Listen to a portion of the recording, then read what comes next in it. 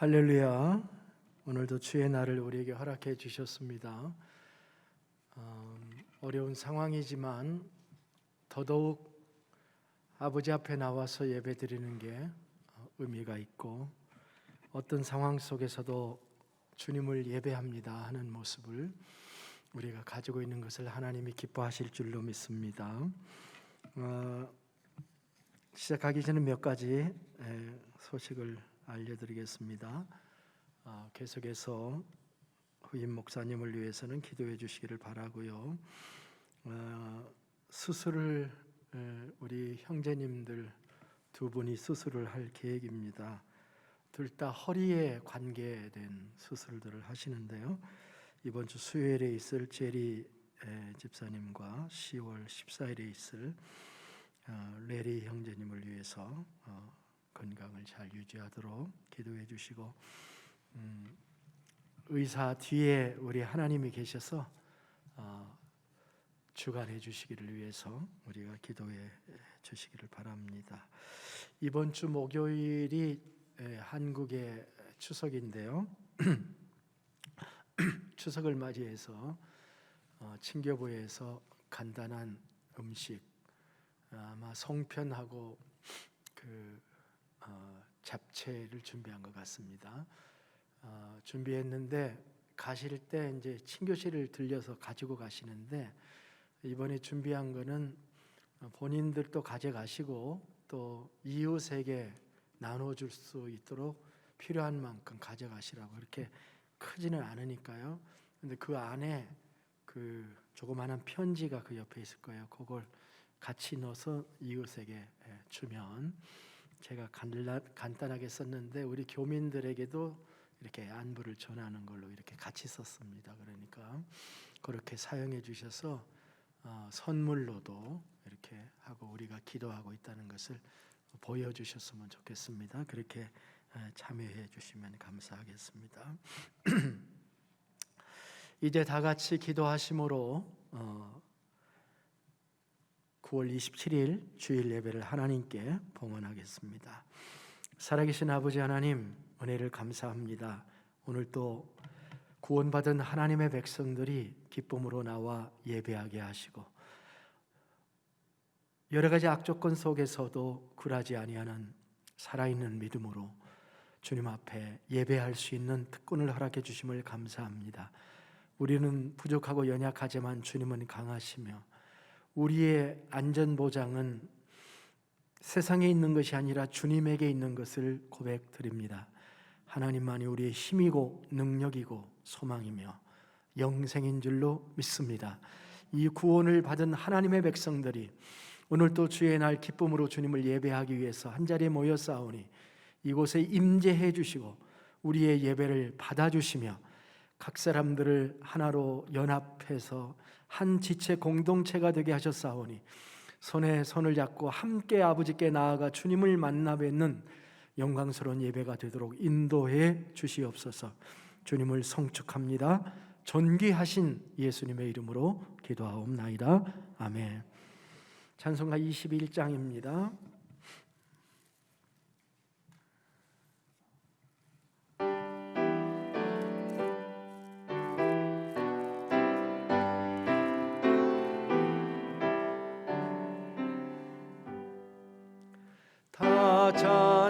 찬양하여라 전능왕 창조의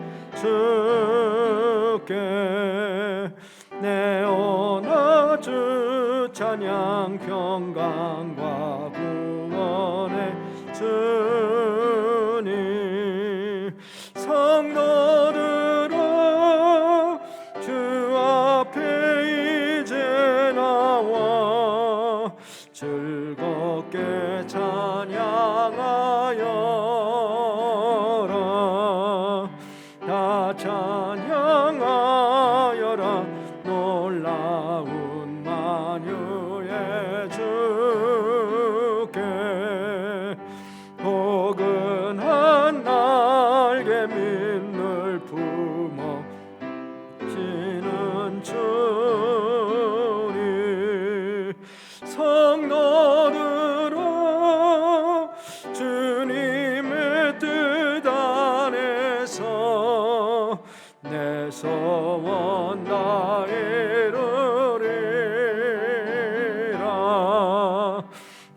찬양하여라. 온 몸과 마음을 바쳐 이 세상 만물이 주 앞에 다 나와 찬양. 성노르러 이쁘게 소리 높여 영원히 찬양하여라.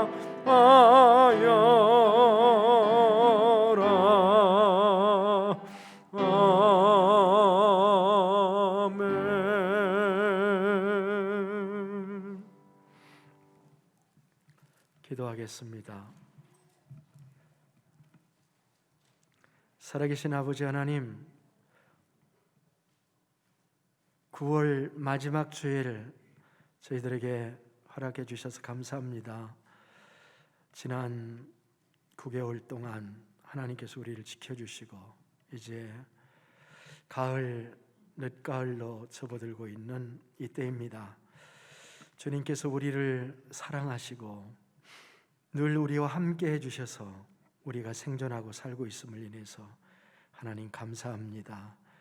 내 행위로가 아니라 은혜로 구원해 주시고 또 내가 한 모습이 아니라 하나님의 넓은 긍휼과 사랑으로 우리를 품어주셔서 언제 돌아가도 열린 가슴으로 우리를 맞아주시는 하나님의 사랑 때문에 저희들이 살아가고 있는 것을 고백드립니다. 아버지, 사드락과 메삭과 아벳노고가 다니엘이 사자굴에도 풀무불에도 두려워하지 않고 하나님을 예배했던 것처럼 아버지 하나님, 오늘 또 우리가 주님을 예배합니다.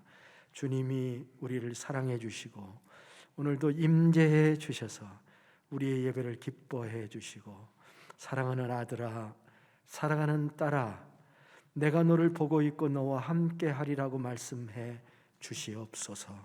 그래서 우리의 심령에 큰 힘이 있게 해 주시고 하나님의 방법대로 하나님의 말씀대로 순종하며 살아가며 이 땅에서 주의 영광스럽고 거룩한 나라를 이루어갈 수 있도록 도와주시기를 원합니다. 아버지 하나님, 저희들을 한 형제 자매로 삼아주심을 감사합니다. 기도로 교제케 해주시니 감사합니다. 섬김으로 봉사케 하시니 감사합니다. 주님께서 참으로 우리를 더욱 뜨겁게 사랑하게 하시고 한 몸이 되어 주님의 대역을 이 땅에서 이룰 수 있게 하여 주시며 주님이 부르시는 날 기쁨으로 아버지께 가는 그날까지 흔들리지 않고 승리할 수 있도록 도와주시기를 원합니다. 아버지 하나님, 이 나라가 11월에 중요한 선거를 앞두고 있습니다. 지도자를 선출하는 일에 하나님 함께 주셔서 하나님이 기뻐하시는 사람을 선택할 수 있도록 인도해 주시옵소서. 아버지, 온 세상에는 아직도 하나님을 반대하고 하나님을 믿는 문화를 조롱하는 그런 세상이 되어 가고 있습니다. 그러나 우리는 주님의 이름으로 능력받는 일을 기뻐하며 끝까지 내가 하나님의 백성인 것을 숨기지 아니하며 참으로 이 세상에 하나님을 믿는 사람들의 삶이 무엇인가를 정직하게 보여줄 수 있는 주의 백성들 되도록 도와주시옵소서. 우리가 구하는 것은 돈이 아니며 명예가 아니며 건강이 아니며 우리가 구하는 것은 주님입니다. 주님이 우리에게 임재해 주시고 주님을 느끼며 살게 해 주시고 주님이 우리의 모든 것인 것을 체험하며 고백하며 사는 하나님의 백성들 되도록 도와주시기를 원합니다. 아버지 하나님께서 우리 교회에 적합한 일꾼을 보내시고 지도자를 보내시어 주시옵소서.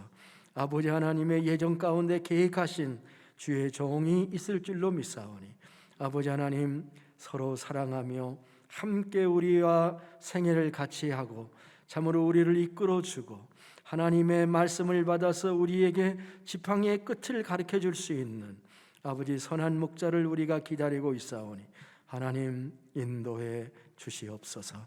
아버지 하나님, 오늘 이 시간 우리의 몸이 연약한 지체들도 있습니다.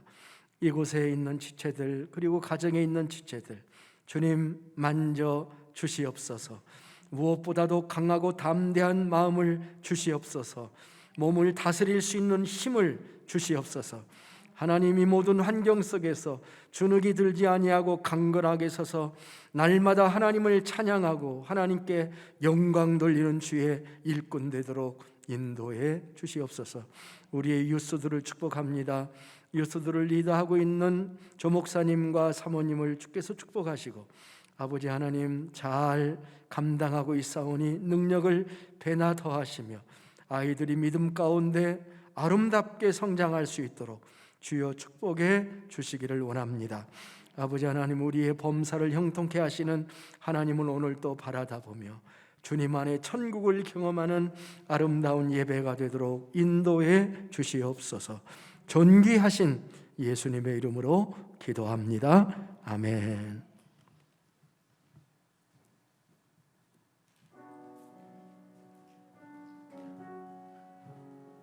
네, 다 함께 일어나셔서 같이 찬양하시겠습니다. 하나님께 우리 뜨겁게 찬양 올려드리겠습니다.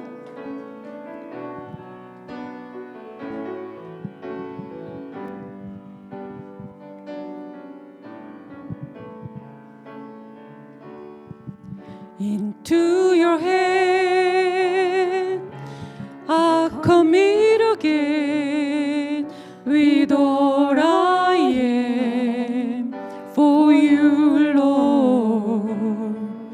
You hold my world in the palm of your hand, and I am yours forever.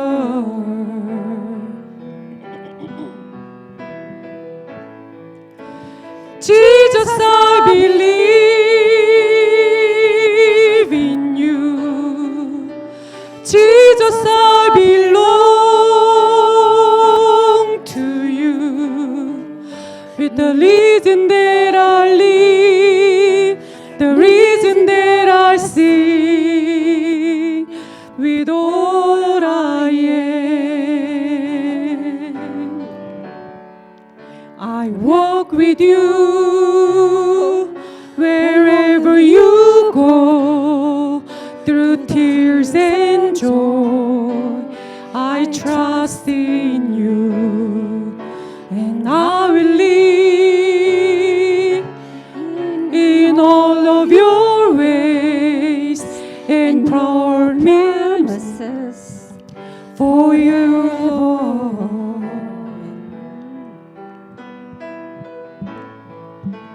Jesus, I believe in you. Jesus, I belong to you. You're the reason that I live, the reason that I sing, with all I am.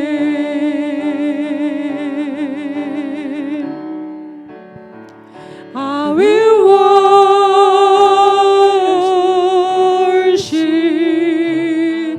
I will worship you. I will worship, I will worship you. Jesus, I believe in you. Jesus, I belong to you. You're the reason that I live, the reason that I sing. Jesus, Jesus, I believe in you. Jesus, I belong to you. You're the reason that I live, the reason that I sing, with all I am. Amen.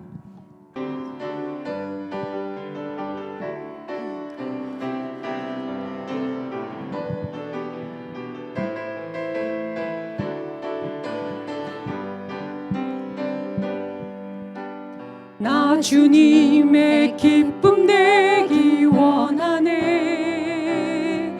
내 마음을 새롭게 하소서.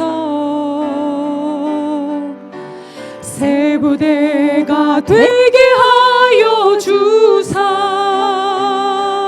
주님의 빛 비추게 하소서. 내가 원하는 한 가지, 주님의 기쁨이 되는 것. 내가 원하는 한 가지, 주님의 기쁨이 되는 것. 겸손히 내 마음 드립니다. 나의 모든 것 받으소서. 나의 맘 깨끗게 하여 주사. 주의 길로 행하게 하소서. 내가 원하는 한 가지, 주님의 기쁨이 되는 것. 내가 원하는 한 가지, 주님의 기쁨이 되는 것. 아멘.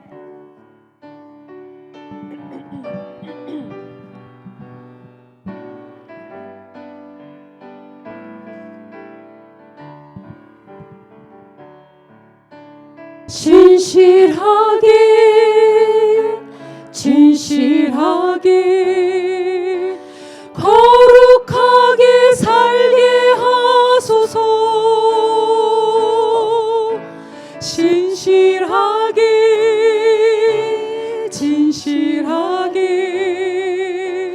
거룩하게 살게 하소서. 하나님,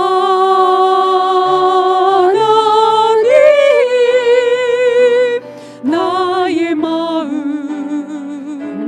만져주소서.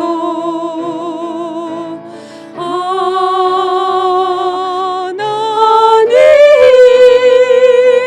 나의 영혼 새롭게 하소서.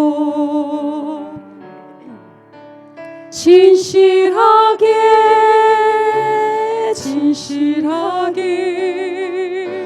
거룩하게 살게 하소서.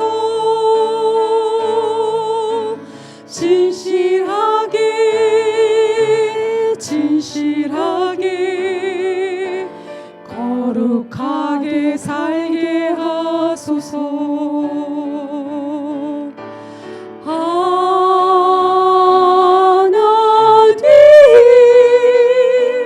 나의 기도 들어주소서. 하나님,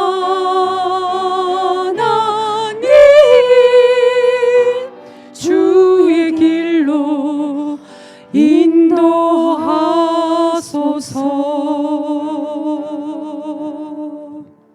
아멘.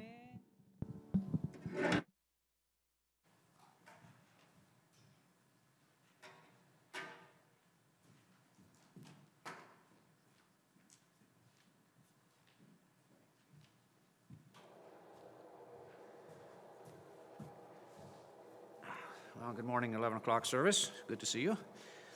Today's reading is again from the book of Exodus. We're in chapter 8. We're going to look at verses 1 through 15. It's going to be the second plague, which is the plague of frogs. Then the Lord said to Moses, "Go into Pharaoh and tell him, 'This is what my Lord says. Let my people go, so that they may worship me. And if you refuse to let them go, then I will plague your territory with frogs. The Nile will swarm with frogs. They will come up and go into your palace. into your bedroom and into your bed, into the houses of your officials and your people, into your ovens and kneading bowls. The frogs will come up on you, your people, and all your officials." The Lord then said to Moses, "Tell Aaron, stretch out your hand with your staff over the rivers, canals, and ponds, and cause the frogs to come up onto the land of Egypt." And when Aaron stretched out his hand over the waters of Egypt, the frogs came up and covered the land of Egypt. But the magicians did the same thing with their occult practices and brought the frogs up onto the land of Egypt. Pharaoh summoned Moses and Aaron and said, "Ask the Lord that he remove the frogs from me and my people. Then I will let your people go, and they can sacrifice to the Lord." Moses said to Pharaoh, "You make the choice rather than me by saying when I should ask for you, your officials, and your people, that the frogs will be taken away from you, your houses, and remain only in the Nile." "Tomorrow," he answered. And Moses replied, "As you have said, so you may know that there is only one Lord, no one like the Lord our God. The frogs will go away from you, your houses, your officials, and your people. The frogs will remain only in the Nile." After Moses and Aaron went out from Pharaoh, Moses cried out to the Lord for help concerning the frogs that he had brought against Pharaoh. The Lord did as Moses had said, and the frogs in the houses, the courtyards, and the fields died. And they piled up in the courthouse, and they piled up in countless heaps, and there was a terrible odor in the land. And then when Pharaoh saw there was relief, he hardened his heart and would not listen to them, as the Lord said. Always listen to the word of the Lord. Amen.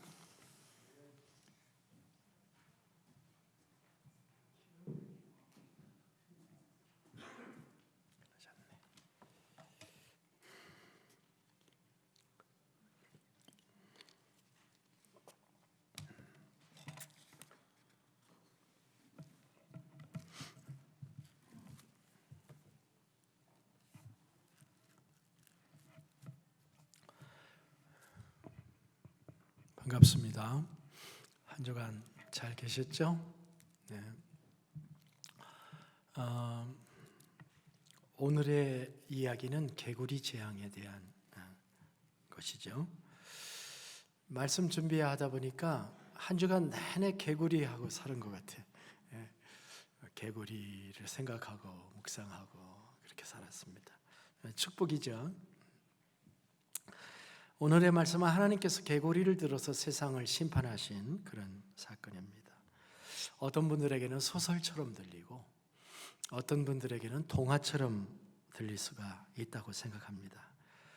그러나 혹시 여러분들이 인터넷에 들어가서 개구리 비, 프락스 레인이라고 하는 제목을 치고 검색을 한번 해보시면 참 많은 기사들을 발견하게 됩니다.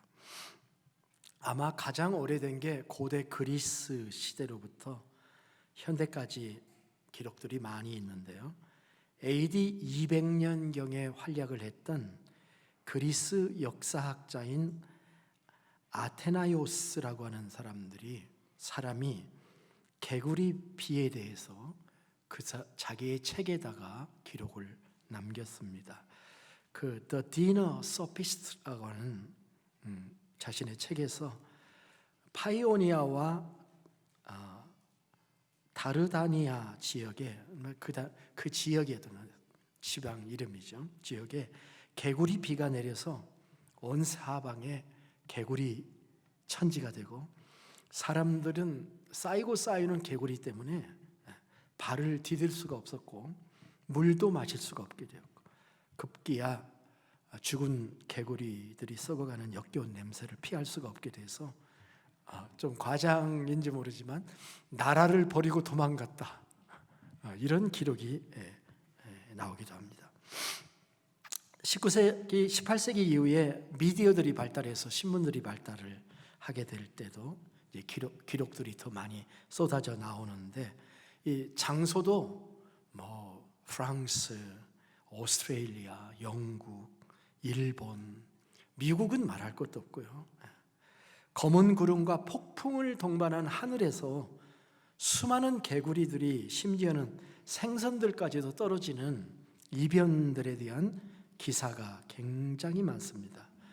미국 안에도 셀 수 없을 정도로 많은 주에서 그런 경험들에 대한 기사가 있어요. 제가 발견한 것 중에 하나는 그 솔렉 트리뷴 1904년 6월 27일 그 신문이 있는데요. 제목이 뭐냐면 비가 내린 물고기와 개구리. 여기 제목이에요. 캔자스시티에서 폭풍 중에 수천 마리의 작은 물고기와 개구리가 하늘에서 떨어졌다고 기록을 하고 있고, 또 솔렉 헤럴드라고 하는 게 아마 1909년 당시에 있었던 것 같은데, 거기에 프론트 페이지에 그 유니카 뉴욕시리에서 7월 11일 날 수천 마리의 개구리가 폭풍 속에서 보도를 덮고 0.5마일의 그 철도 레일을 다 완전히 장악을 해가지고 열차가 제대로 운행을 하지 못할 정도로 그렇게 그런 기사가 있었습니다.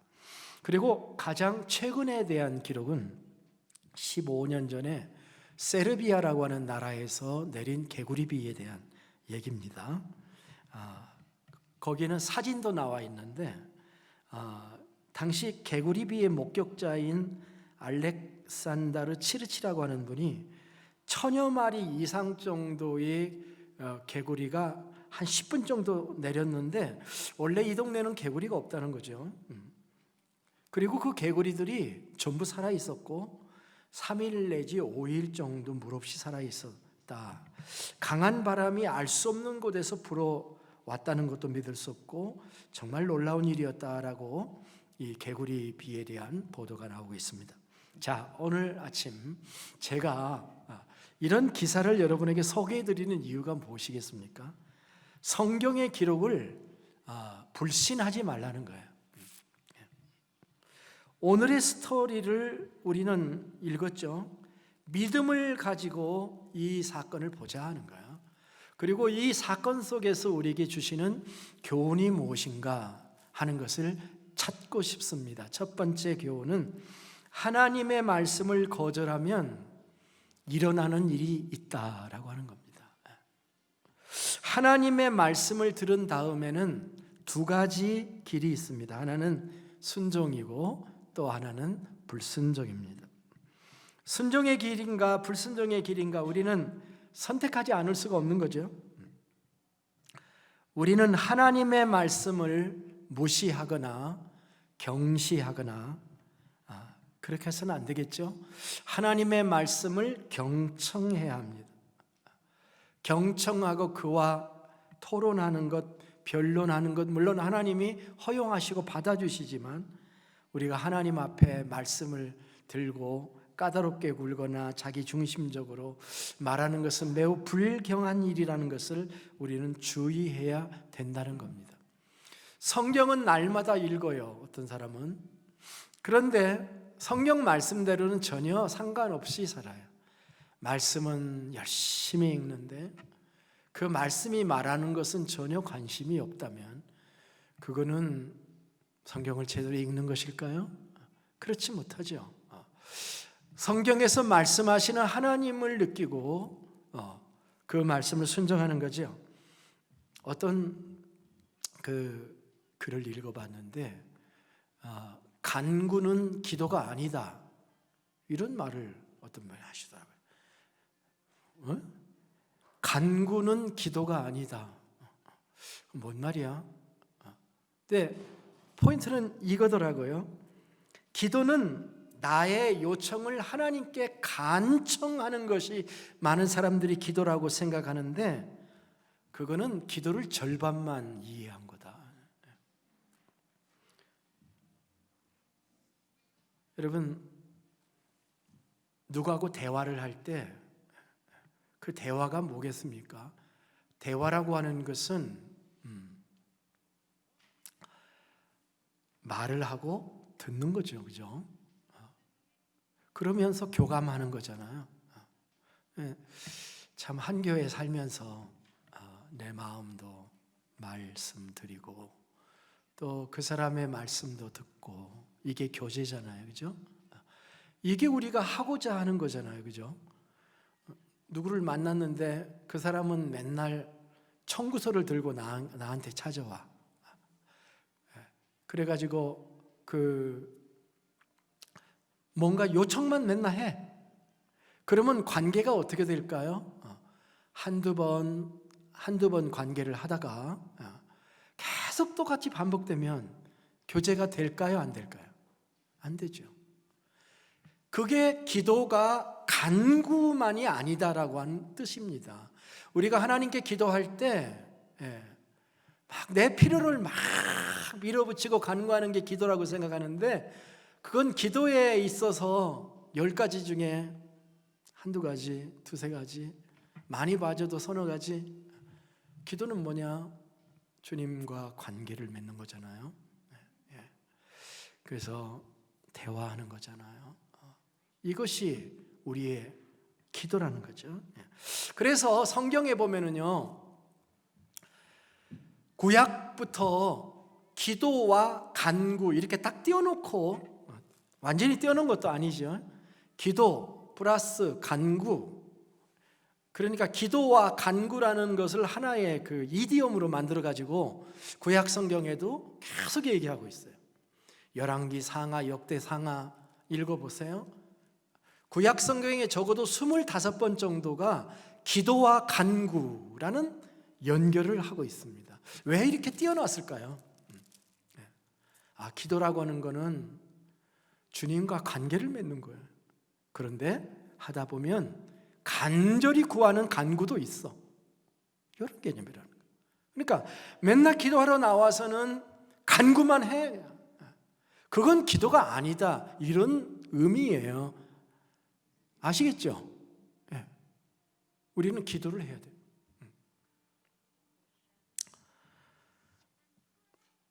다니엘, 사무엘, 에레미야, 다윗들 등도 이 표현을 사용했고요.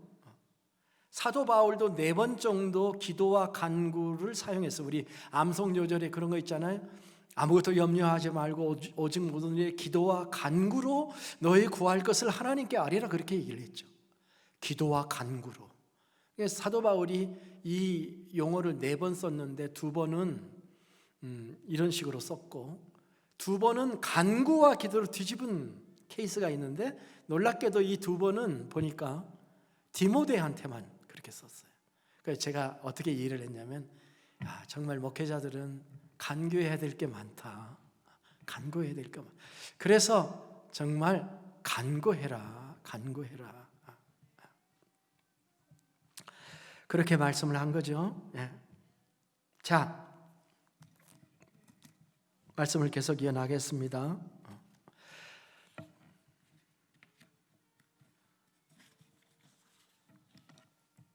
하나님의 말씀을 순종하는 것과 안 하는 것의 차이는 무엇일까요?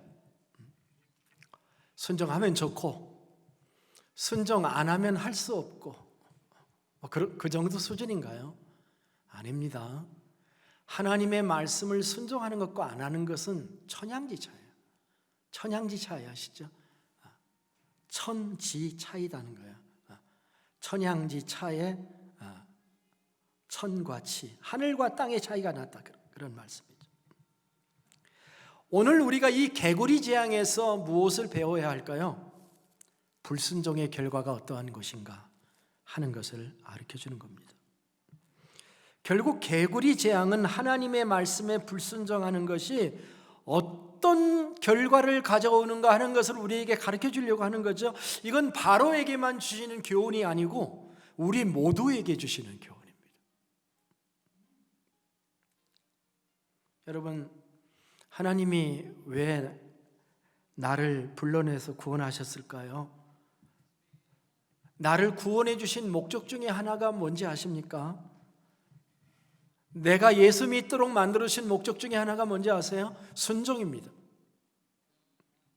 로마서 1장 6절과 16장 26절에서 그렇게 얘기를 했어요. 인용은 하지 않겠습니다. 베드로 사도도 이걸 정확히 알았어요. 베드로전서 1장 1, 2절에 보면은 예수 그리스도의 사도 베드로는 본도, 갈라디아, 갑바도기아, 아시아, 비두니아에 흩어진 나그네. 참 멋집니다. 그리스도인들은 흩어진 나그네예요. 곧 하나님 아버지의 미리 아심을 따라. 그런데 흩어져 있는 나그네인데 아무도 관심 없는 나그네가 아닙니다. 하나님 아버지의 미리 아심을 따라 성령이 거룩하게 하심으로 순종함과 예수 그리스도의 피 뿌리심을 얻기 위하여 택하심을 받은 자들에게 편지하노니 은혜와 평강이 너에게 있을지어다.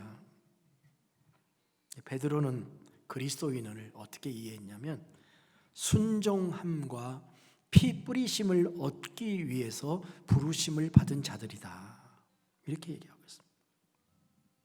물론 순종하려면 하나님 아버지의 미리 아심을 따라 성령의 거룩하게 하심이라고 하는 매개체가 있어야 돼요.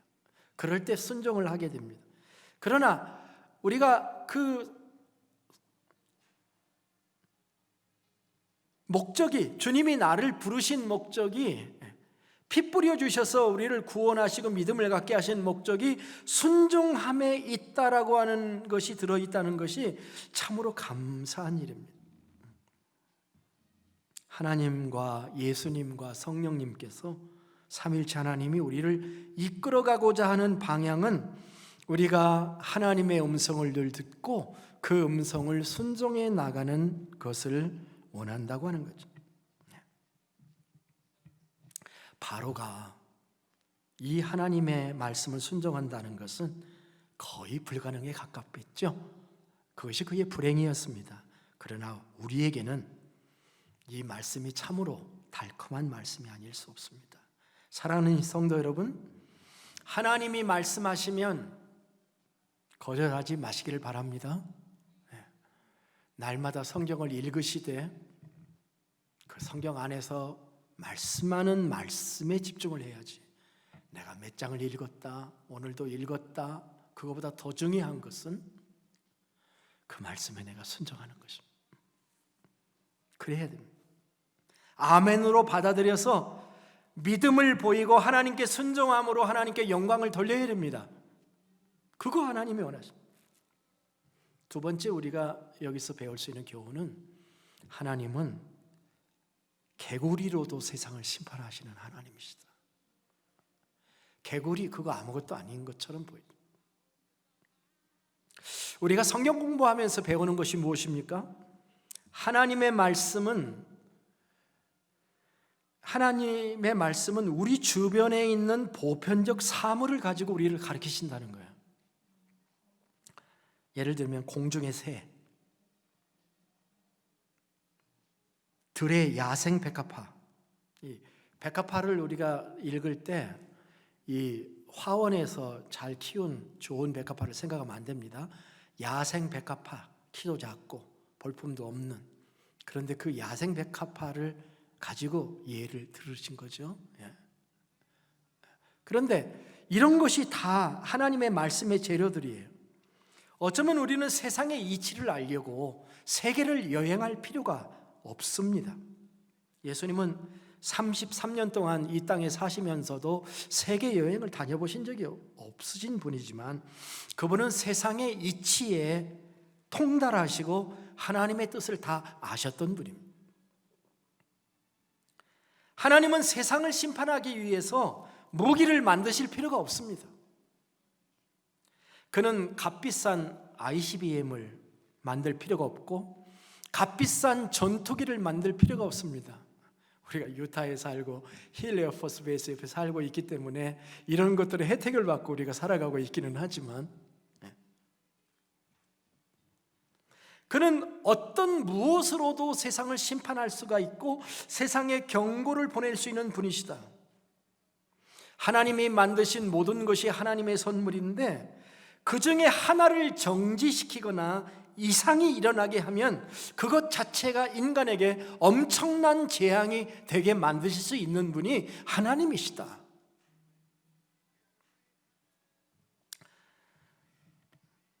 야외에 나가서 하루 저녁을 잡은 사람은 야외에 이 소리가 엄청나게 많다는 것을 알게 되죠. 귀뚜라미 소리가 제일 많은 것 같아요. 귀뚜라미 소리. 그 다음에 여름철 같은 때는 매미 소리도 만만치 않죠. 풀벌레 소리들. 여기 개구리 울음소리도 있습니다. 개구리가 왜 우는지 여러분 아십니까?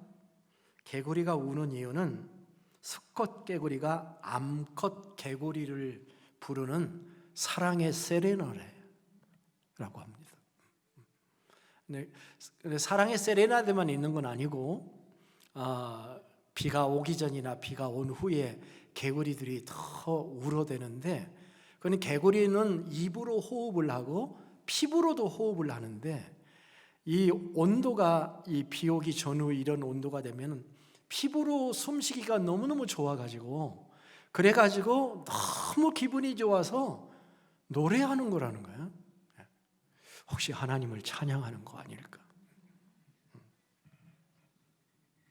그런데 하나님께서 이 너무도 그 강가에 가면 많은 이 개구리를 통해서 바로에게 지금 뭔가를 예고하시는 거죠. 8장 1절부터 4절입니다. 출애굽기 8장. 여호와께서 모세에게 이르시되 너는 바로에게로 가서 그에게 이르기를 여호와의 말씀에 내 백성을 보내라. 그들이 나를 섬길 것이니라. 내가 만일 보내기를 거절하면 내가 개구리로 너의 온 땅을 치리라. 개구리가 나일강에서 무수히 생기고 올라와서 내 궁과 내 침실과 내 침상위와 내 신하의 집과 내 백성과 내 화덕과 내 떡반죽 그릇에 들어갈 것이며 개구리가 너와 내 백성과 내 모든 신하에게 기어오르리라 하셨다 하라. 참, 하나님은요, 누구에게 한번 꽂히셔서 말씀하시면은 목적을 이룰 때까지 계속 동일한 말씀하십니다. 내 백성을 보내라 또 얘기하고 계시죠. 내 백성을 보내라. 근데 내 백성을 보내라는 이유가 뭐였죠? 그들이 나를 예배해야 하기 때문에 내 백성을 보내라. 이게 우리를 구원할 목적과 같은 겁니다. 하나님이 우리를 왜 구원하셨나요? 하나님을 예배하기 위해서, 하나님을 찬양하게 하기 위해서. 이게 에베소서 1장의 핵심적인 마무리들이죠. 이런 점에서 하나님의 말씀은 집요합니다. 그는 그 말씀을 순종하기를 요구하셨죠. 그리고 만일 순종하지 않는다면 개구리로 온 땅을 치겠다. 아마도 바로는 개구리로 온 땅을 친다는 게 무슨 말인가 궁금했을 거라고 생각합니다. 그는 알아듣지 못했을 것이에요. 하나님의 말씀에 의하면 온 땅에 개구리로 충만하게 될 거라고 말씀한 겁니다. 여기서도 개굴, 저기서도 개굴, 개굴. 영어로 보니까 말입니다. 그 미국 개구리는 다르게 울더라고요. 리빗 이렇게 운대요. 이게 미국 개구리는 그 의성어가 그렇더라고요. 리빗. 여기저기서 개구리가 충만하게 될 것이라고 한 건가요? 그 정도가 아닙니다. 집안에만 안 들어온다면 문제가 없을 텐데 웬걸 침실과 침상에도 올라온다고 하고 있습니다. 한두 마리가 그것도 아닙니다. 음식과 그릇도 이 개구리를 피하지 못합니다.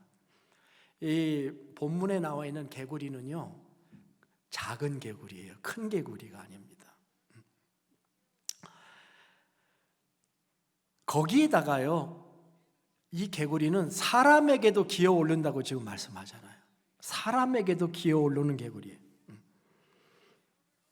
개구리 장식을 딱 하나 달고 마스코트로 쓰는 건 좋겠지만 살아있는 개구리가 올라오면 여러분 어떻겠습니까? 그리고 하도 숫자가 많아 피할 수 없게 되는 개구리 충만이죠. 개판이에요. 개구리판이에요. 누가 이것을 막을 수 있겠는지요? 이집트 사람들의 주택 구조가 오늘 우리가 살고 있는 것처럼 밀폐형이 아니어서 개구리를 들어오는 것을 막을 방법이 없어요. 미국의 질병통제예방센터에서 애완용으로 판매되는 소형 개구리를 면역력이 낮은 소아 청소년이나 노인이 만지면 살모넬리아균 감염을 받아서 치명적인 질병에 걸릴 확률이 높다고 그렇게 밝혔습니다.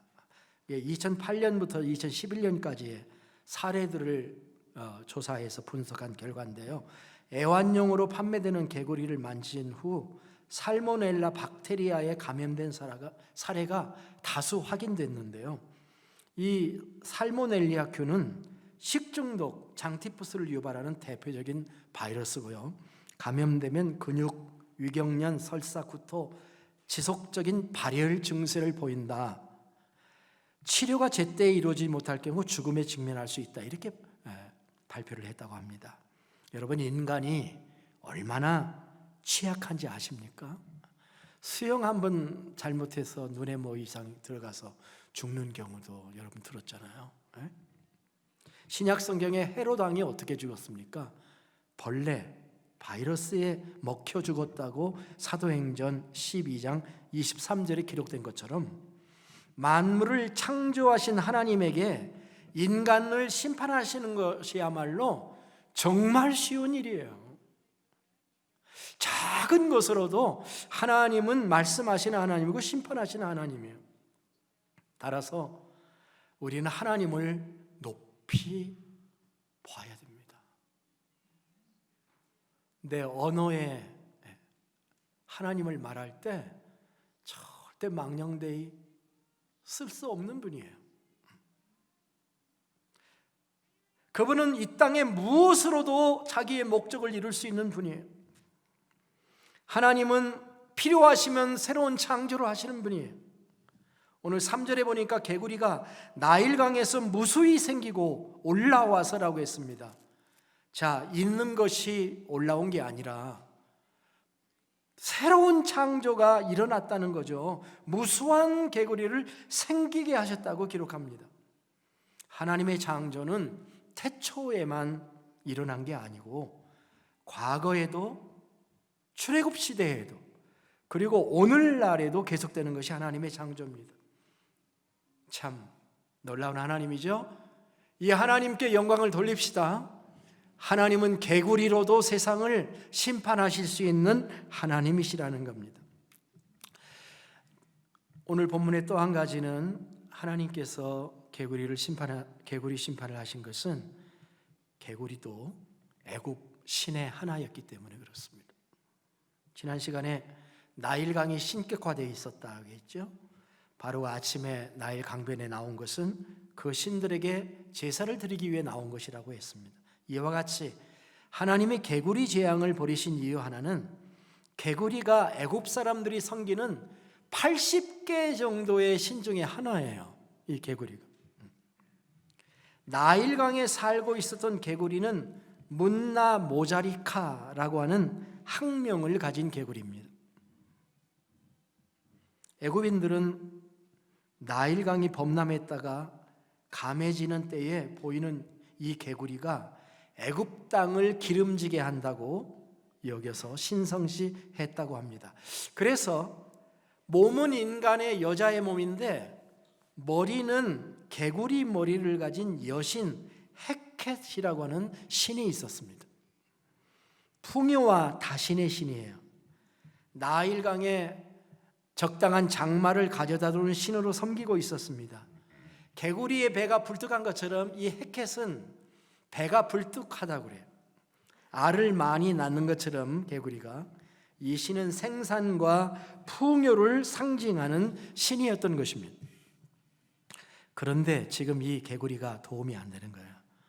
금과 은으로 만들고 마스코트로 만들어서 볼 때는 신으로 섬길 수 있었겠는데 지금은 냄새나는 이 개구리가 침실에, 침대에, 잠자는 사람 얼굴에, 마루에, 밥그릇에 펄쩍펄쩍 뛰어다녔으니까 아무리 신이지만 애굽 사람들이 얼마나 기겁을 했겠습니까?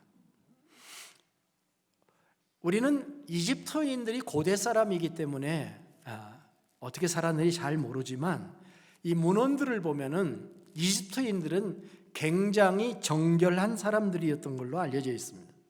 그들은 목욕을 자주 하였고 추한 것과 불결한 것을 접촉하지 않으려고 상당히 노력을 했다고 합니다. 나름대로 정결 예법이 있었던 거죠. 우리가 지나왔습니다마는 창세기 43장 32절에서 우리가 이런 것을 봤습니다. 그들이 요셉에게 따로 차리고 그 형제들에게 따로 차리고 그와 함께 먹는 애굽 사람에게도 따로 차리니 애굽 사람은 히브리 사람과 같이 먹으면 부정을 입음이었더라 라는 말이 있습니다. 나름 문명국이었다는 거죠. 그래서 히브리 사람들을 저 밑으로 본 거죠. 그래서 나름대로의 부정과 정함을 구분하는 어떤 기준이 있었다는 겁니다. 그런데 그들이 자기들이 신성하게 생각했던 개구리들이 자기들에게 피해를 입히고 하나님의 도구가 돼서 땅을 치는 일이 발생하자, 그리고 나중에 어떻게 됐습니까? 이 개구리들이 모두 죽었다고 나오잖아요. 13절 14절에 보니까 여호와께서 모세의 말대로 하시니 개구리가 집과 마당과 밭에서부터 나와서 죽은지라 사람들이 모아 무더기로 쌓으니 땅에서 악취가 나더라. 자신들의 신들이 죽임을 당한 것이나 다름이 없잖아요. 처참하게 죽어 무더기로 쌓이는 개구리를 보면서 이 사람들은 어떤 감정을 느꼈을까요?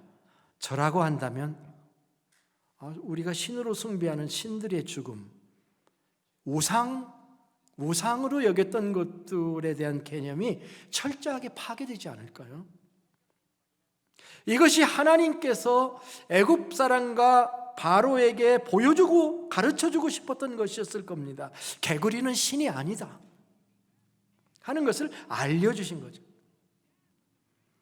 그들이 믿고 있는 하나님, 그들이 믿고 있는 신을 직접 쳐서 그들의 허무함을 알려주시는 것, 이것이야말로 하나님이 목적하신 바고 하나님의 은혜라 이렇게 생각할 수 있게 됩니다.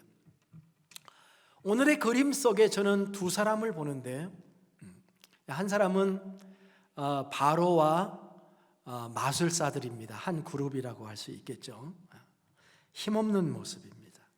7절에 보니까 요술사들도 자기 요술대로 그와 같이 행하여 개구리가 애굽 땅에서 올라오게 하였더라. 네, 요술사들은 개구리를 만들지는 못했지만 올라오게 했다 이렇게 써놨는데요. 사실 이때에 개구리를 또 만들어 놓으면은 그게 무슨 도움이 되겠습니까? 개구리를 마술사가 또 만들어 놓으면은 모세를 도와주는 거잖아요, 그죠? 지금은 올라오지 못하게 해야 될 때고 올라온 개구리를 다시 돌아오게 해야 될 때잖아요. 그런데 이들에게는 그런 능력이 없는 거예요. 아마 이들은 무력감을 느꼈을 겁니다. 그래서 아마 바로가 마술사들에게 물었을 거라고 생각해요. 없어지게 할 수는 없냐? 근데 이들은 항상 뒷북을 치는 거죠. 하나님의 계획을 알지 못하는 저들입니다. 저들이 의지하는 신들은 힘이 없습니다. 마술이 한계가 있는 거예요. 그래서 못한다고 대답한 것으로 보입니다. 그래서 바로가 모세를 찾은 것입니다. 자존심 많은 바로가 모세를 찾아서 이렇게 얘기를 합니다. 8절입니다. 바로가 모세와 아론을 불러 이르되 여호와께 구하여 나와 내 백성에게 개구리를 떠나게 하라. 내가 이 백성을 보내리니 그들이 여호와께 제사를 드릴 것이니라. 대단한 말을 한 거죠 지금요. 뭔 말을 했어요? 바로가 처음으로 자기의 생각을 내려놓고 하나님의 말씀을 순종하겠다고 지금 한 겁니다. 바로의 자세가 달라진 거죠. 좀 다급하기 때문에 그렇습니다. 하나님의 백성을 보내겠다고 약속합니다. 진전이 분명히 있는 거예요. 물론 아직 갈 길이 많이 멉니다. 바로가 이 말을 앞으로 7번을 더 반복할 거예요. 그렇지만 첫 발을 내디딘 것은 맞습니다. 대단한 변화의 시작입니다.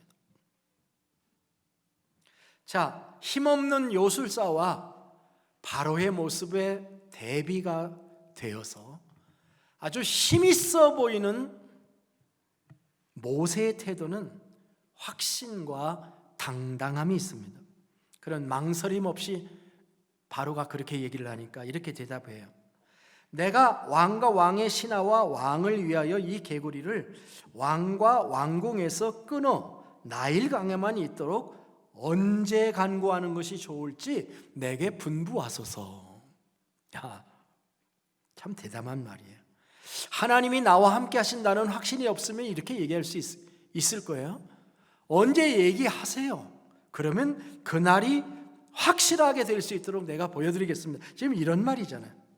기도해 보겠다고 하는 것도 아니고, 언제든지 하나님이 응답하실 거니까 당신이 시간을 말해보시오 라고 얘기해요. 야, 이렇게 얘기할 수 있는 주의 종이 얼마나 있을까? 부럽습니다. 그 확신과 그 담대한 말입니다. 그리고 하나님께서 모세의 말을 그대로 이루어 주십니다. 12절 보니까 모세와 아론이 바로를 떠나 나가서 바로에게 내리신 개구리에 대하여 모세가 여호와께 간구하매 여호와께서 모세의 말대로 하시니 개구리가 집과 마당과 밭에서부터 나와서 죽은지라. 사람들이 모아 무더기로 쌓으니 땅에서 악취가 나더라.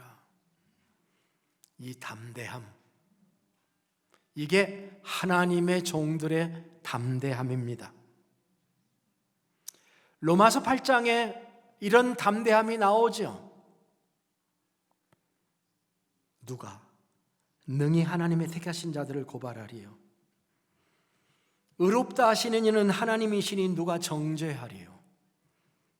죽으실 뿐 아니라 다시 살아나신 이는 그리스도 예수시니 그는 하나님 우편에 계신 자요 우리를 위하여 간구하시는 자니라. 누가 우리를 그리스도의 사랑에서 끊으리요. 환난이나 곤고나 박해나 기근이나 적신이나 위험이나 칼이랴. 기록된 바 우리가 종일 주를 위하여 죽임을 당하게 되며 도살당할 양같이 여김을 받았나이다 함과 같으니라. 그러나 그런 환경에 있음에도 불구하고 이 모든 일에 우리를 사랑하시는 이로 말미암아 우리가 넉넉히 이기느니라. 내가 확신하노니 사망이나 생명이나 천사들이나 권세자들이나 현재일이나 장래일이나 능력이나 높음이나 깊음이나 다른 어떤 피조물이라도 우리를 우리 주 그리스도 예수 안에 있는 하나님의 사랑에서 끊을 수 없느니라. 담대함, 이것이 그리스도인의 정체성입니다. 우리가 마지막으로 살펴보고자 하는 것은 바로의 회심입니다. 우리 결론은 이미 알고 있습니다.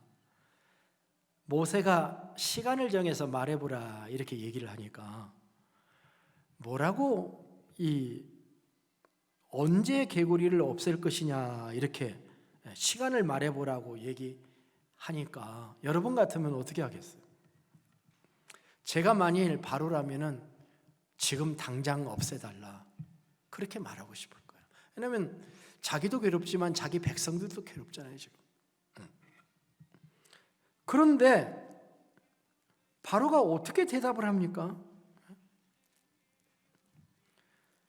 내일이라는 시간을 선정을 합니다. 간절함이 없어 보여요.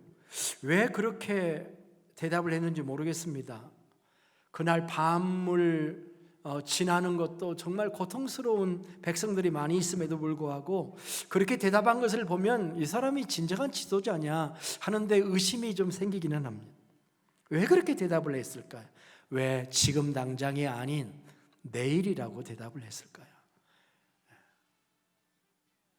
혹시 밤사이에 자연적으로 개구리가 사라져서 아침에 보니까 없어질 것을 기대하는 한 가닥 희망을 가지고 있었을 것 때문이었을까요? 아니면 하루라도 하나님의 말씀을 실행하는 것을 뒤로 미룬 것인 걸까요? 여기서 우리는 이런 전제를 하나 해봅니다. 회개도 순종도 당장 해야 된다 하는 것입니다. 하루라도 일찍 했다면 그만큼 고통의 시간을 줄일 수 있었던 것입니다.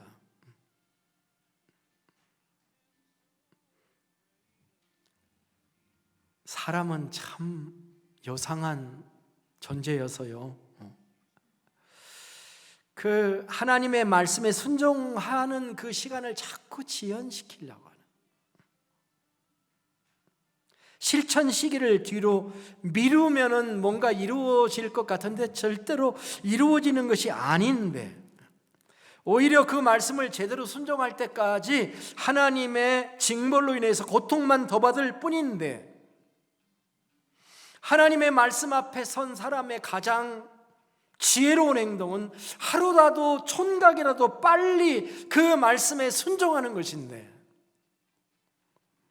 그래야 고통이 그쳐지는데 쓸데없는 시행착오를 연장하지 말아야 하는 건데, 그거는 낭비인데 많은 사람들이 낭비를 하고 있는 거예요. 우리는 수많은 사람들의 간증을 들어보면 그런 간증을 하잖아요.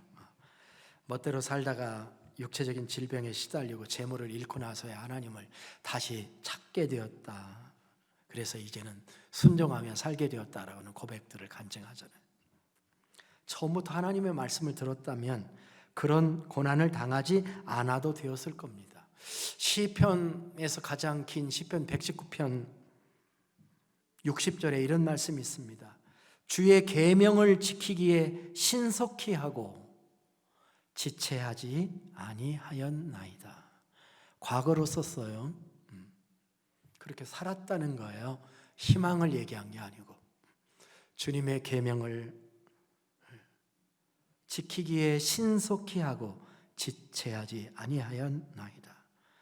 사랑하는 성도 여러분, 망설임과 지연 정책은 사태를 점점 악화시키게 만들게 됩니다. 그 다음날 아침 바로는 예상한 대로 약속을 지키지 않았습니다. 15절 말씀을 이렇게 기록합니다. 그러나 바로가 숨 쉴 수 있게 됨을 보았을 때 그의 마음을 완강하게 하여 그의 말을 듣지 아니하였으니 여호와께서 말씀하신 것과 같더라. 그러나 이것은 위기를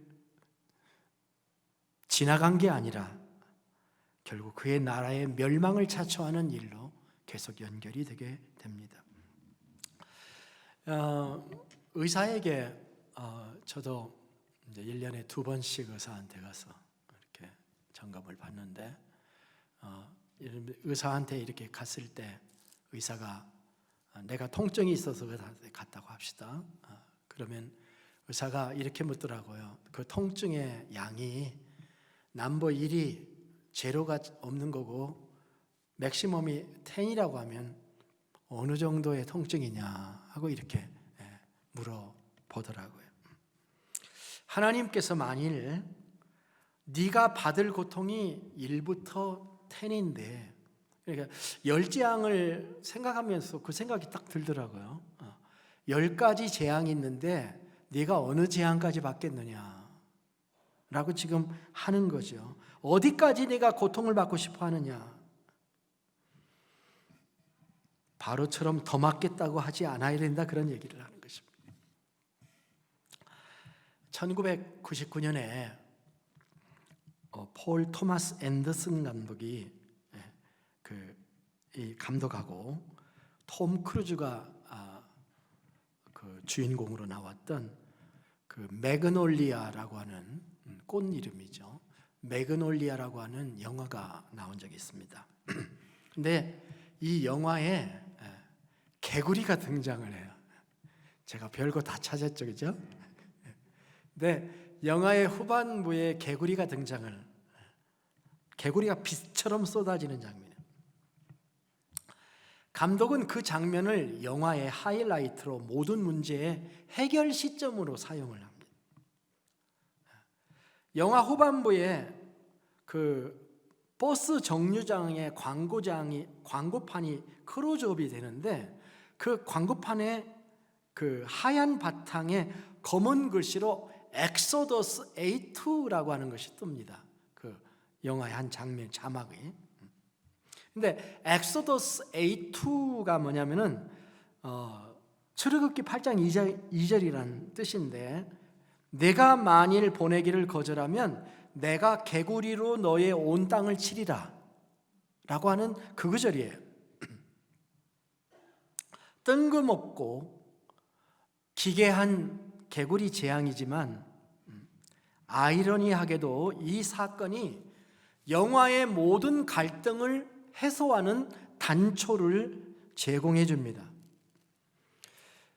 이 개구리가 내리면서 이제 영화의 복잡한 설정을 설명할 수는 없는데 주인공들이요, 이것과 연관되어서 하나같이 변하기를 시작해요. 예를 들면 짐은 개구리 비에 맞아 다친 도니를 구해 주려고 주유소로 피신을 시킵니다.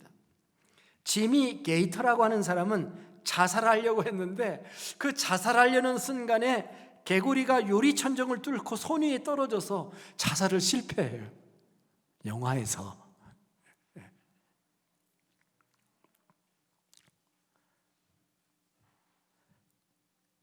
자신의 고객이 죽어가서 그 아들이 오열하는 모습에 슬퍼하던 필은 뜬금없는 개구리 비에 당황을 해서 상황이 이상해지고, 클라우디아라고 하는 이 주인공의 또 하나는 어머니하고 관계가 단절됐는데 어머니가 찾아온 순간에 개구리가 떨어져서 공포 가운데 어머니를 그만 끼어 안음으로 인해 가지고 어머니와의 화해가 이루어지고 이런 식이에요.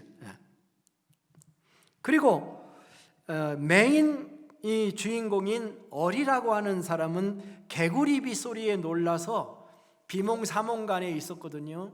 그래가지고 지금 코마에 들어있는 이 사람이 개구리 소리에 잠깐 깼는데 깨서 눈을 딱 열어보니까 그토록 만나기를 원했던 자기 아들이 눈앞에 있는 거예요. 그래서 말은 못하지만 그하고 눈으로 얘기를 하고 숨을 거둔, 아마도 개구리의 등장을 이 영화를 만든 사람들이 온갖 허물과 실수로 점철되어 있는 그 복잡한 인생을 살고 있는 저들이 개구리라고 하는 하나님의 경고를 통해서 뭔가 회복하게 된다고 하는 것을 은유로 사용한 것이 아닌가, 그렇게 보여집니다. 그리하여 영화는 해피엔딩으로 끝나게 됩니다.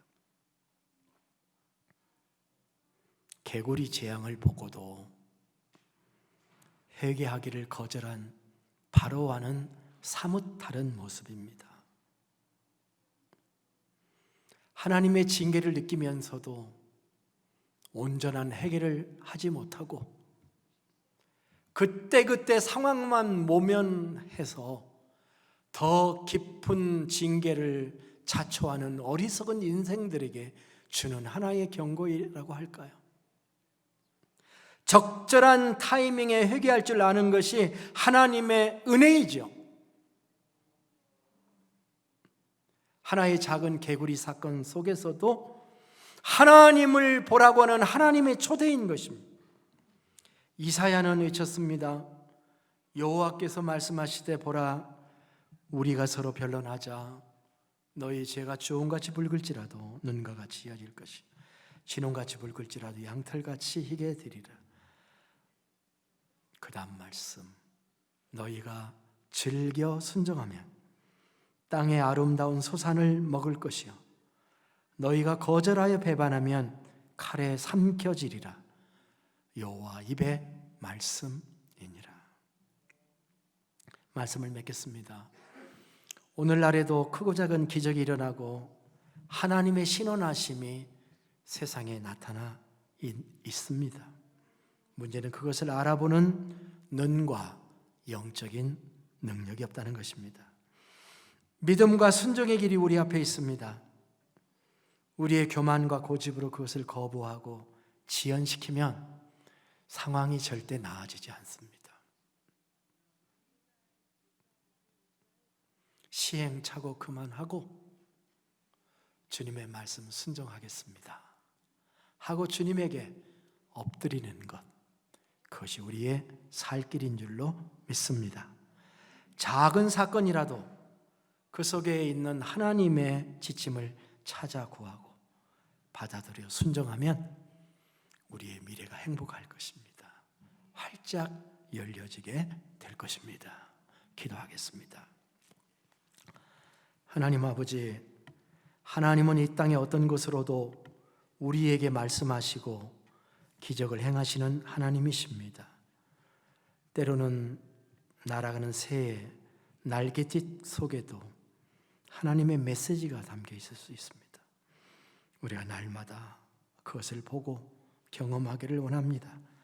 우리에게 영의 눈을 열어주시고 늘 말씀하시고 기적을 베풀어 주시는 하나님을 깨달아 알 수 있도록 인도해 주시옵소서.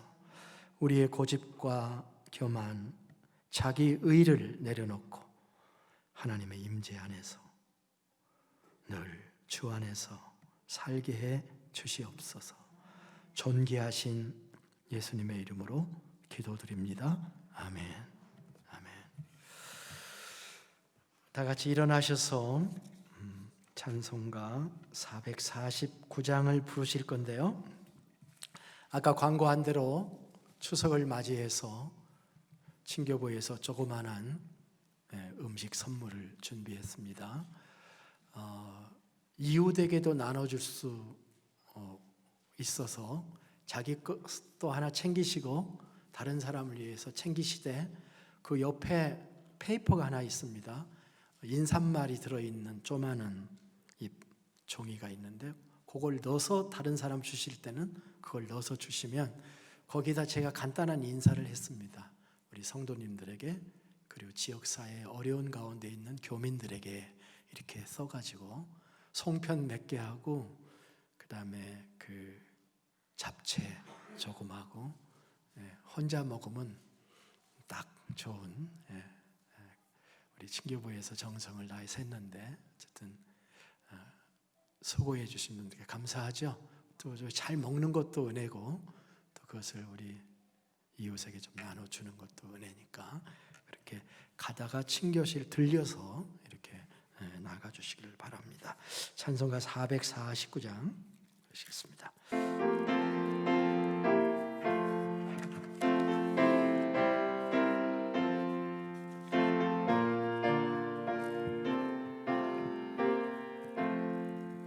예수 따라가며 복음 순종하며 우리 행할 길 완하겠네. 주를 의지하며 순종하는 자를 주가 늘 함께 하시리라. 의지하고 순종하는 길은 예수 안에 즐겁고 복된 길이로다. 해를 당하거나 우리 고생할 때 주가 위로해 주시겠네. 주를 의지하며 순종하는 자를 주가 안위해 주시리라. 의지하고 순종하는 길은 예수 안에 즐겁고 복된 길이로다. 남의 짐을 지고 슬픔이로하며 주가 상급을 주시겠네. 주를 의지하며 순종하는 자를 항상 복 내려 주시리라. 의지하고 하는 일은 예수 안에 즐겁고 복된 길이로다. 은혜 받는 것을 주께 다르리며 우리 기쁨이 너 넘치겠네. 주를 의지하며 순종하는 자를 은혜 풍성케 하시리. 헌금 나와주세요. 의지하고 순종하는 길은 예수 안에 즐겁고 복된 길이로다. 주를 힘입어서 말씀 잘 배우고 주를 모시고 살아가세. 주를 의지하며 항상 순종하며 주가 사랑해 주시리라. 의지하고 순종하는 길은 예수 안에 즐겁고 복된 길이로다.